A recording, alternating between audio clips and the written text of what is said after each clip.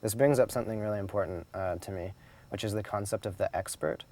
It's this role or this individual who has the answer to something, that you call upon to deliver you a service because you're not capable of doing that for yourself. It's happened with housing, it's happened with food, it's happened with medicine, it's happened with clothing, it's happened with practically everything that we exist with. Yes, yes. And so what that causes is for each individual to become their own expert in one field, hopefully, where one person is a doctor. And they may be some other things, but they're basically a doctor. That's how they serve society. And I don't think that's wrong, per se, but I think it's very, very, very, very important to know that you can provide things for yourself, that you can actually do things for yourself. You can provide your necessities. You can build your house. You can grow your food. You can make your own medicine. This is Peak Moment. We are living at a peak of human innovation, information, wealth, and health.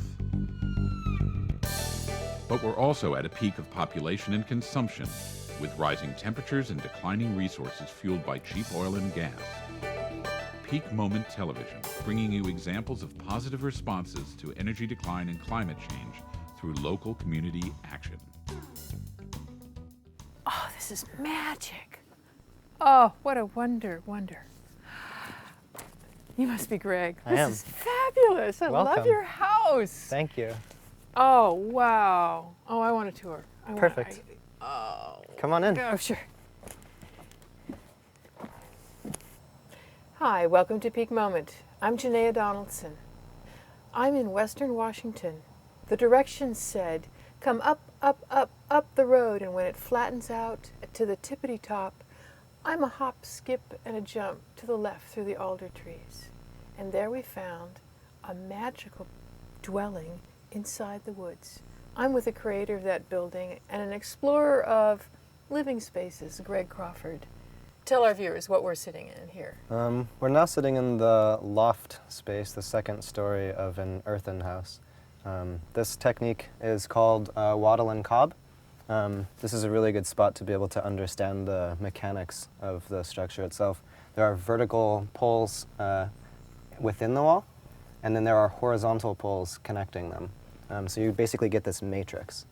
And you're using not straight, logs that have been sawn. I selectively thinned the alder grove that this house is in. Which is why this all feels so organic. You're working with tree limbs. Right. Yeah, and alder works really well. I'm used to bamboo from Thailand in the tropics, but alder works really well. When it's big, they're quite strong, pretty sturdy.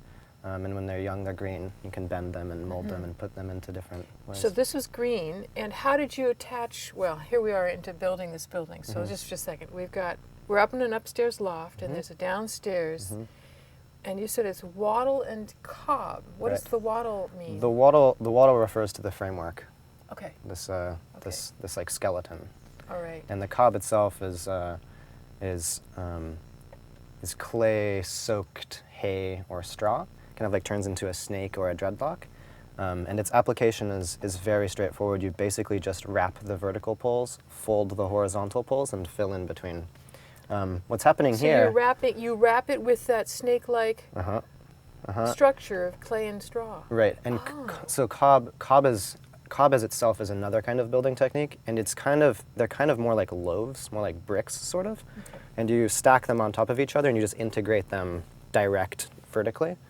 And you can only build a few feet until you have to let it dry because there's no supportive framework. That's why the wattle is really important for this kind of technique.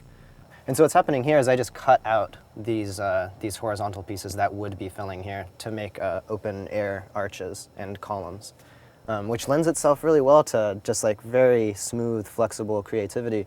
You can leave them in some areas, turn them into a little shelf. Yeah. All kinds of possibilities with this. What I see, you're making sort of window openings and little archways and little magical sculptures. There's a real element of you're integrated into the woods. The woods surrounding us is also what's giving us a house here. Right. The blurring of that line is, I think, one of the strongest impacts on the psyche, on the body, because you're inside, but you're kind of still outside, and the only thing separating you is what the outside is made of. So what that does is it causes the individual to be more aware of their surroundings. They're not locked inside, they're not in this bubble, they're not enclosed. It's very integrative with your surroundings. And I would guess, since we are here in Western Washington, where it rains, tell me what it's like. I see, our roof is. Tell me about all that. The roofing, I just a lot of the materials were just reappropriated, just found materials, and the metal roofing is the longest lasting, easiest to acquire material for the roof. So that's why this is here, and so one would think that that rain period would really damage clay and the ground, but as long as it's kept off of it for the most part, it doesn't do any damage whatsoever. The only thing you really need to pay attention to is having a long overhang. For most concern needs to be given to sideways rain or wind-driven rain. Above us, you can't really see above us, there's a big leaf maple. And so what that's doing is blocking a lot of the wind that would be picking the rain and knocking it into the walls, as well as kind of collecting the rain in the big leaves, and then they're dropping straight down. The other thing that's doing, though, is kind of keeping a lot of the moisture down below. So there are kind of like some different environmental factors that I wasn't really sure about, but rain is fine. There's an old earthen oven out there that we walked by. I didn't point it out. Yeah, right. And that's 4.5 years old, without any roofing. Now it kind of just looks like a mound, but it lasted like 2 years without any roofing whatsoever. So that's a fairly long time. I mean, you're a little bit of a forest. It's a really long time. Yeah, the concern about rain damage is very minimal, very easy to deal with. So this little magical hobbit-like house. I mean, we'll take a tour later. With it's got an earthen floor, I think. Yeah, kind of like a raw earthen floor. Raw. I mean, just what the ground is here. Tell us about how you came to build this. What prompted you to? I first found out about earthen building by researching yurts. I was thinking about maybe buying a yurt, or kind of wondering what I might be doing. This was when I was 21 or something, probably. A few years ago. And I saw my first photo online of an earthen house, and I couldn't believe it. It's just like, I had no idea that you could do that, and I was just like, oh, I'm going to learn about this. This is absolutely fascinating, and so that kind of begun the great unveiling of the process that we're sitting in now. So I decided I wanted to learn about it, and I wanted to study somewhere, ideally not in the States. Kind of wanted to also sort of stack my functions and travel at the same time. And that's when I ended up at Pun Pun in Thailand. And I took a 6-month natural building and seed saving internship with some very accomplished and very insightful and amazing people. And then after that, I came back here. I work on a farm just down the street at Rising River. And I came back here and just kind of fell into the opportunity to build a house up here. I talked to Bill, and he has a lot of He's the owner of the land here, yeah, right? I asked him if I might be able to build something in the forest somewhere, and he's like, yeah, sure, go for it. So the first thing that we did, we set up a teepee out in the Black Walnuts, just kind of as a base camp, and try to get accustomed to being here and pay attention to what's going on, and go a little slow. So we had a base camp the first summer, and we dug the foundation and put the vertical poles into the foundation for the house and built the back wall. So what is the foundation The made foundation of, is and about how's it constructed? is about 1 foot to 2 feet deep concrete with stones set into it, and the vertical poles are set down into the concrete. So they're firm then? They are solidly integrated into the foundation. It's just a belt along the outside. It's not a pad or anything. And so you built all the uprights for both the main story and this up here for the loft? Some of these uprights were additionally put in, but a great number of them, probably 80% or 90% of them, go all the way down to the foundation. So that was the first summer. And I'm really glad I built the back wall because I needed to give it a whole year to be able to come back the following year and see what happened to it. Every year in the winter time, the off season of the farming season, I travel. And so when I came back, and the wall's still there, and it looks good and sound, so I just kept building. And I didn't really need to make too many modifications, too many changes. I just kind of worked from the back of the house to the front. And when you say work from the back to the front, were you adding any of the horizontal? Are there horizontal members in the main structure? Yeah, there are as well. Okay, and so describe a little of that. What that kind of happened sort of like piecemeal as we moved from the back wall to the front of the house.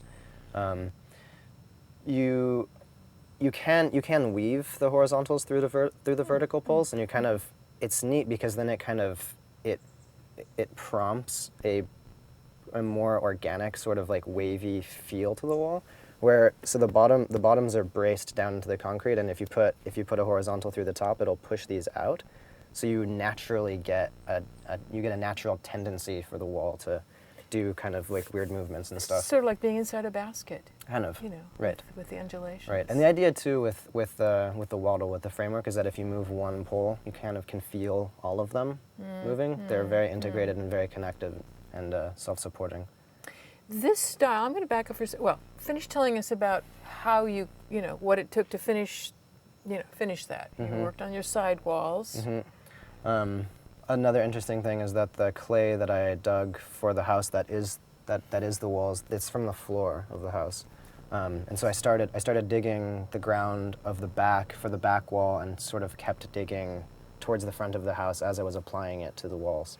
So if I understand right, you dug out your floor and applied it to your walls. Yeah, I mean, so it was truly right in place, yeah, not the walls somewhere else. are of the floor.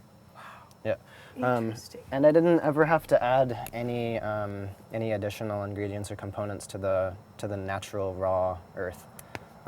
Oftentimes you have to add sand. You'll get a lot of cracking, but I never added anything, and which was really fortunate and really interesting for me, because I was able to identify very minute shifts in content, in sand content, in silt content, in color. In the strength of the clay, even from just 1 meter to the next was oftentimes like a fairly significant change. And then I also dug a little bit from out there too, and that was way different. So you're doing a bit of geology here while you're. It's really interesting. Yeah. It seems to me that obviously this is not a house built to code. No, that's not. But you made it. It's important that you made it structurally strong. Mm-hmm. And I bet that it was easy on the pocketbook, given salvage materials and your labor. How long did it take to build? It took 4 summers while working a full-time farming job. When did you start staying in it, living in it? The second year, when I returned. Again for the following farming season, I was staying down in the bottom story in the back, and I think that year maybe my friend also was living up in the loft, but the loft was just a bunch of bamboo lashed together. It's a pretty extreme living scenario, and then I've been living in it ever since then, in the summertime. So you think of it mostly as a summer house? Yeah, definitely. Right? I mean, it doesn't have to be though. I did purchase a pot-bellied stove just in the occasion that I might want to turn the downstairs into an off-season living space. This floor is insulated. The first story roof is insulated, and I could easily make a little like pop-down door insulated hatch for the entrance. So the bottom story itself is fairly contained and sealed, and with a stove and a few sweaters, I think it would probably be just fine. I think you probably would. I think there's a coziness that's already here. Right. I mean, in the organic quality of the structure. One thing I'd like to say is that anybody can build a house like this. There's really no limits on age, on sex, on gender, on strength, on not even really on education or intelligence. Common sense is pretty important. But that's probably the only real factor behind it. There's only just a few basic rules, maybe some laws that govern a structure or a strong house. Then beyond that, it's all up to individual creation and personality. What kind of tools? I didn't ask. Did you need, and how did you lash things together structurally? The horizontal poles are connected to the verticals mostly by being woven through. They're fairly solid then, and only when it's loose I used metal wire to contain it together. And then the ground was dug with a hoe or a shovel, and then it's all hands. Simple tools. It's all handwork. Obviously the verticals and the horizontals were fell with an axe and cut with a saw to size, but all hand tools. But the hand does the vast majority of the work. It certainly has the feeling of being well loved, with lots of little nooks and crannies, not only of the artifacts that you have brought since that are very personal, little altars and little crushes and so on, but it has the feeling of little details cared for that make every square foot special. Right.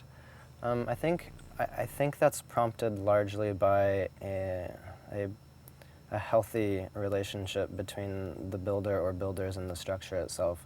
You kind of just have to look at it and see what should go there, what could go there, what might go there, which kind of it gives the space some room to evolve and to change and grow on its own. And because of that, when it's done or as it's becoming finished, it has a personality and a character of its own. And that's because you're letting it be built, kind of. You're just you're helping it to be built. The concept is called intuitive architecture. It's an approach to design and building that is based largely on common sense and largely in just kind of letting the building do what it seems it should be done to. Well, how about taking a moment here and, we do have a couple more minutes here. My time is wrong. Tell me a little bit more. So you're talking about intuitive architecture. Is that something you're going to be exploring more in other cultures? Definitely. I mean, the concept can be expanded to be inclusive of almost any human activity, I think. I think it's kind of a lifestyle. I think it's kind of just the way one associates themselves and reacts to the world around them. It's kind of just taking things as they come, kind of applying any kind of knowledge or information or inspiration when the opportunity arises, because so many things in life can't be planned, they can't be intended, they can't be imagined, and so it's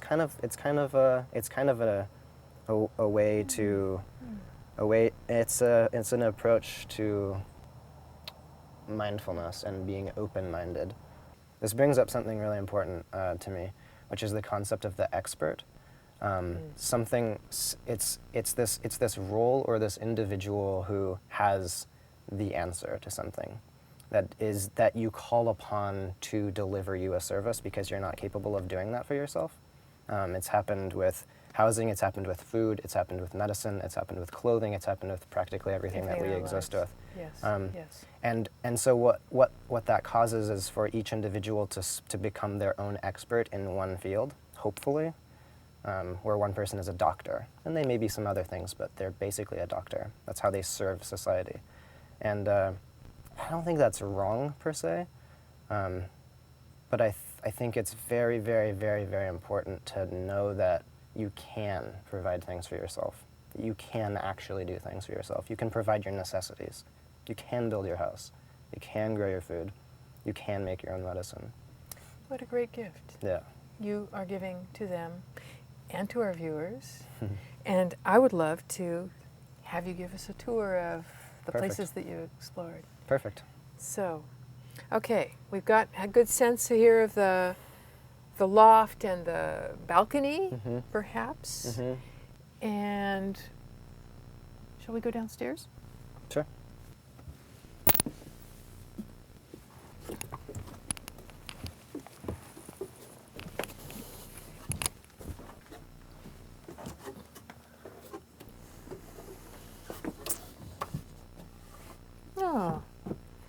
What a nice space, cozy. So this back wall is the wall that I was mentioning before.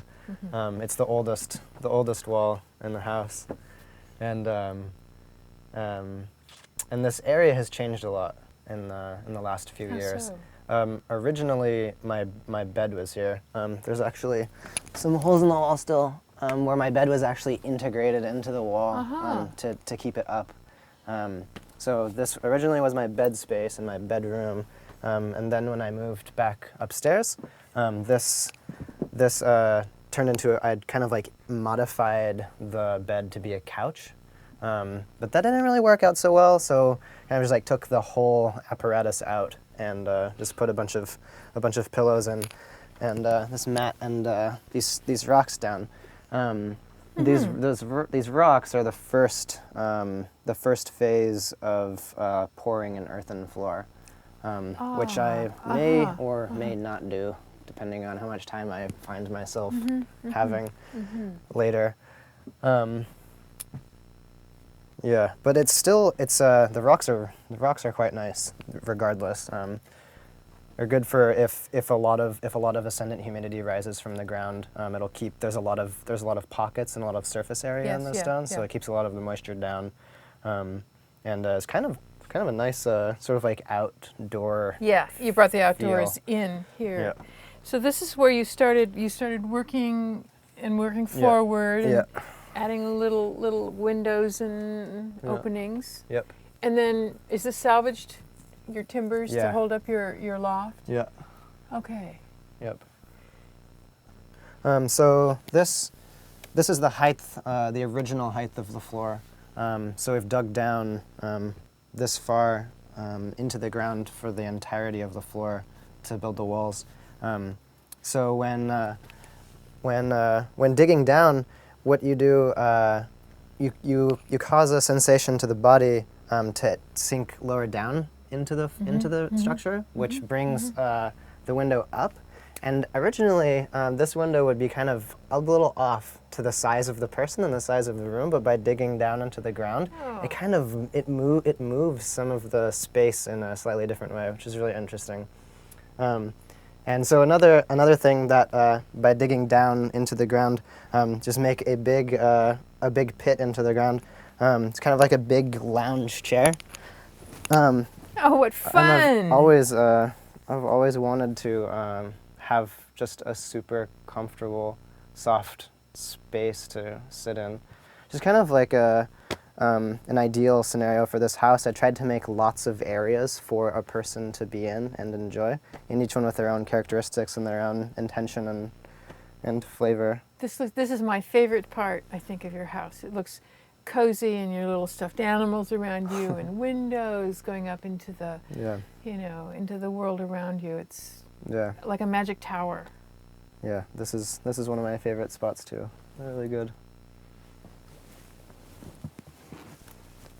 And so as digging down into the ground will elevate features like a window, it also causes the body to reorient itself by entering into it and stepping down into the house. Yes. Yes. The height of the floor and the way that the dynamics are set up relates directly to the human body. That's very different than climbing up to a temple, say, rather than coming on down into the womb. Right. Yeah. Into the earth. Yeah. It opens the space in an entirely different way. So exiting the house,